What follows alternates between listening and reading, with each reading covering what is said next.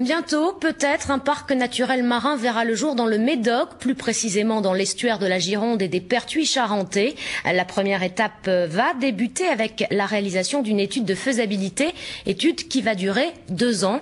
Pascal Got, bonjour. Merci d'être avec nous. Vous êtes la députée socialiste de la circonscription. Alors c'est un beau projet pour le Médoc. Il y en a 2 d'ailleurs. C'est réellement un atout pour ce secteur du département. Je crois d'abord que c'est une reconnaissance. On a le plus grand et le plus bel estuaire d'Europe, avec sa particularité, c'est que c'est une nurserie à pas mal d'espèces de poissons. Donc je crois qu'il y avait vraiment urgence de le reconnaître en tant que tel, non pas parce qu'il souffre particulièrement, même s'il faut avoir une vigilance. Je crois que c'est un très beau potentiel naturel qu'il fallait reconnaître et puis protéger à terme. Ça c'est la première chose, donc je crois que c'est utile.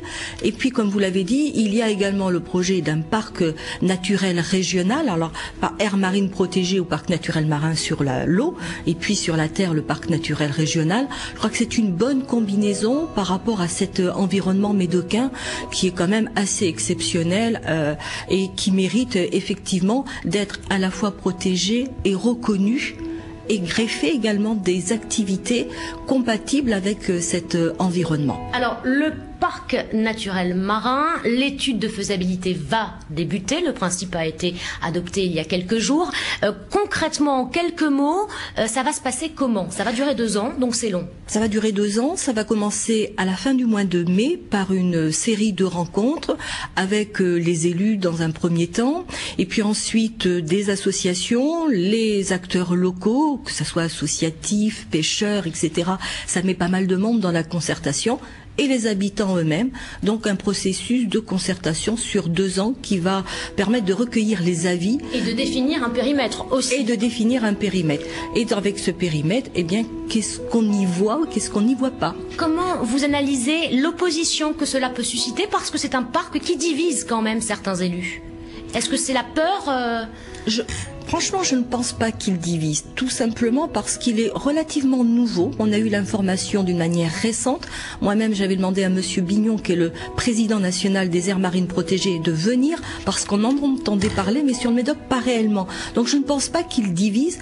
En revanche, il va poser des questions pour savoir est-ce qu'on peut continuer de pêcher, loisirs, professionnels, est-ce que sur la côte, on va pouvoir l'utiliser de la même manière? À toutes ces réponses, oui. Est-ce que c'est compatible avec le projet de port méthanier qui suscite beaucoup d'opposition? Alors, c'est 2 projets très différents. Comme je vous l'ai dit, c'est d'abord une reconnaissance de l'estuaire et une protection.